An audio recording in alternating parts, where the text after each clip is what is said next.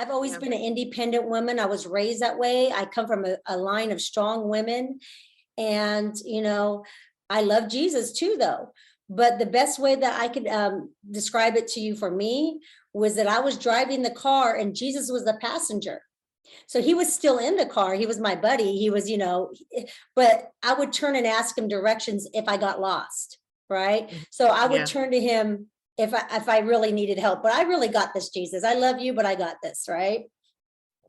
But living obedient and really surrendered to God, he's not the passenger, he's driving the car and you're not even the passenger. I tell people I'm sitting in the back seat. I don't even know what's going on sometimes. And, I try not to be a backseat driver, basically, because God will be taking a left and a right. I don't even know what's happening, right? I'm just in the back seat. Because, the passenger could be trying to still control the car and where it's going. But I'm at a point now where I don't even know what every day is going to bring. Like, okay, what's today, Lord? I pray for divine appointments, but that can mean anything. It comes down to the reason why Christians wouldn't live that life of surrender and true obedience. Like, no matter what it is that God tells you to do, you're doing it and you want to do it. You're actually seeking his voice. You're not trying to, he doesn't have to come down with a lightning rod, right? Like, you actually want his will for your life, his perfect will. Is really like what you said, trust. It comes down to trust. Because when you really trust someone and they have your back, right? Then you can follow them. Right. And knowing someone has your back and having that trust comes from building relationship, right? And Right. So what has been really helpful for me is God has given me like instructions on how to do that. Because that means still, just even when everything fell apart, I didn't just automatically trust him. I still was broken. I still was hurting. What got my attention was that he was there. So I was like, okay, you're still here, which makes no sense. At least I know you love me. And the Bible tells us we love him because he first loved us. It's when we get that revelation that he really loves us that we're even able to start to love him. And that's the beginning of the relationship. But then I realized you're here and I'm at my worst, which means I could have been honest with you the whole time. I could have been honest, and I should have been honest. And I should have told you from the very beginning, I don't trust you. Mm-hmm. And I've learned in this process that God is a big boy. You can say to him, I don't trust you, and he won't even shake. He knows it all anyways. Yeah, he's like, thank you. Let's be real about this. Stop lifting your hands and saying I love you when deep down you don't even trust me. So let's have that conversation. Understand, the enemy is going to try to tell you that God doesn't care, and that is an absolute lie.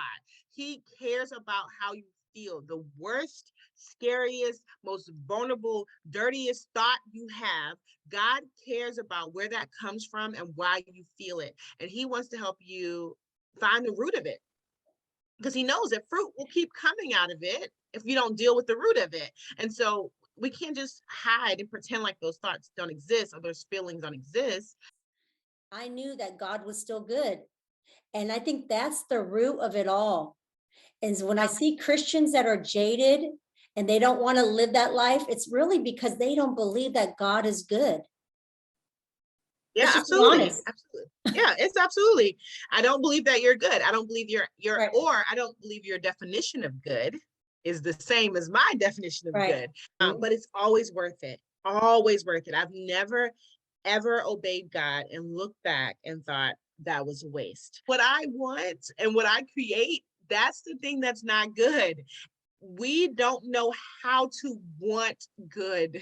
We don't even have the capacity to know how to completely want good. We have to get to the point of, Lord, please transform the way I see good, transform my perspective of today, yesterday, and tomorrow. Yeah. What should I want?